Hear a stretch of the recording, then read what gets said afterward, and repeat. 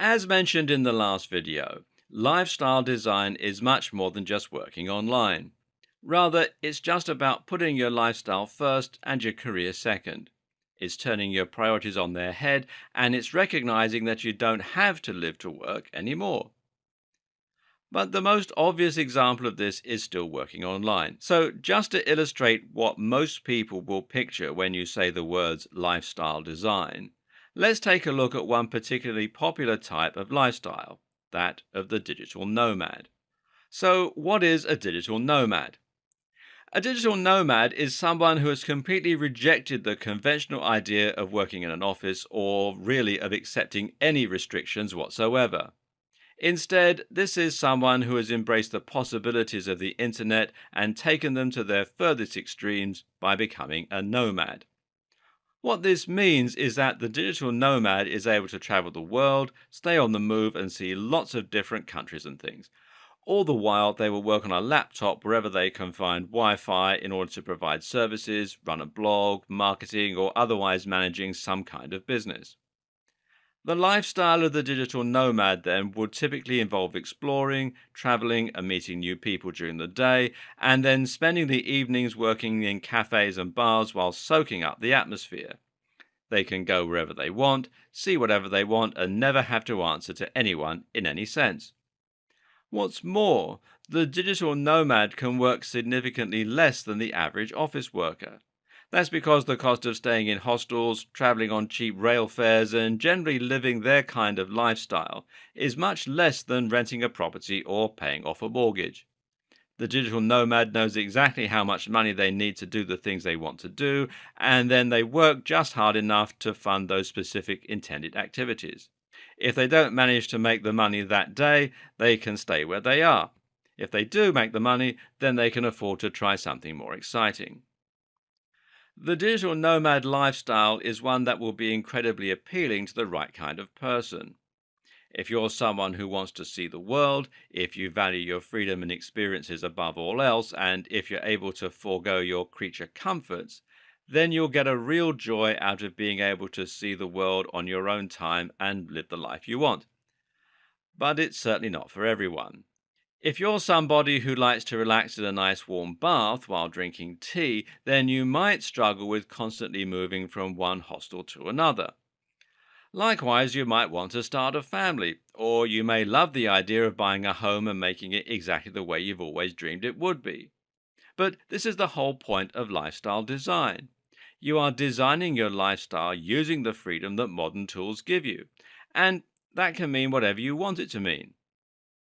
I personally work from home because I love the freedom. I don't actually work out of a home office, though, as I find that claustrophobic. Instead, I work in coffee shops where I can soak up the atmosphere, chat to people, and watch the world go by outside. I meet friends for lunch often, and I come home early to work out. What's more, I'm constantly traveling. Now, I don't like the idea of being constantly away, and so I like to take lots of shorter trips instead of being constantly away for one long trip. There's nothing stopping me from being able to visit somewhere new for a long weekend, taking my laptop and working out there for Friday and Monday. I don't have to take time off, I don't have to ask anyone's permission. Being UK based, this year I've been to Dortmund in Germany, Cornwall, that's in the west of England, repeatedly, the Forest of Dean in Wales, Salou in Spain, Mauritius, the Rhine Falls in Switzerland, Radzafel in Germany, Lisbon in Portugal. In a week's time, I'm going to stay in a log cabin for a week with my wife, and I'm still going through the process of buying a house. As I said earlier, I meet friends regularly for lunch, I take days off to pursue things I want to pursue, and I'm building a business and a brand that I'm really proud of. This is a lifestyle that anyone can have now, if they so choose.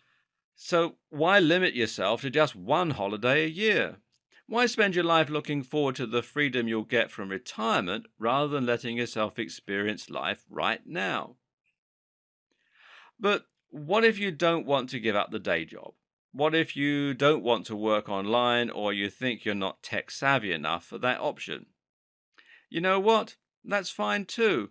Lifestyle design is not completely reliant on you being able to become a digital marketer or a web designer.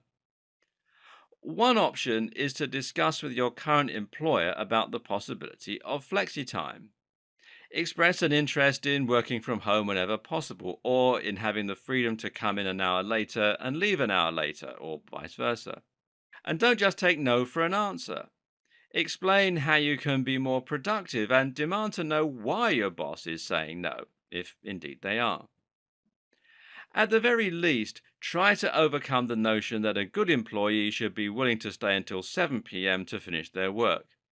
If it gets to the end of the day and you haven't finished yet, leave.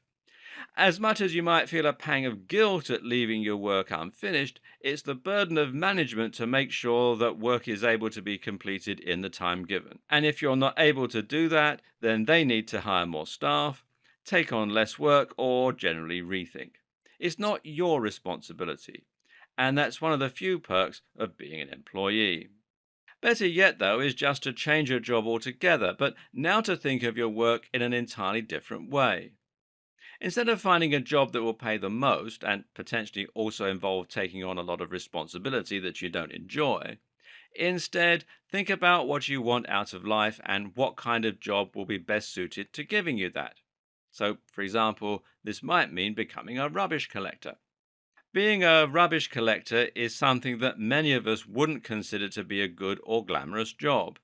But then ask yourself, why does a job need to be glamorous? Why does a job need to carry importance or respect? Why is it important to you that people sound approving when you tell them your job? Instead, focus on the actual merits of being a rubbish collector. You start work early but finish early, giving you plenty of time to exercise, engage in hobbies, or spend time with family. It's surprisingly well paid for what you're doing. It's physical, meaning you can get some exercise. You don't have any stress or responsibility. At the end of the day, you get home and you forget about work rather than worrying about the things that you haven't managed to finish. Now, I'm not saying that you should really become a rubbish collector, not for a moment. But I am saying it's a viable option if it fits the lifestyle that you want to live. And it's a good example of why you should consider jobs that you might traditionally have rejected in the past. There are many other career choices that can give you even more freedom and flexibility, and that might prove to be an even better decision. For example, driving instructor. A driving instructor is someone who has all the stability of being employed, but all the freedom of being self employed. You can decide when you want to take on clients, and you can arrange lessons so that the rest of the time you're free to do what you want to do. The same can be said for a taxi driver, hairdresser, or piano teacher. Again, it pays to think about the lifestyle you want and then the job that supports it, not the other way around.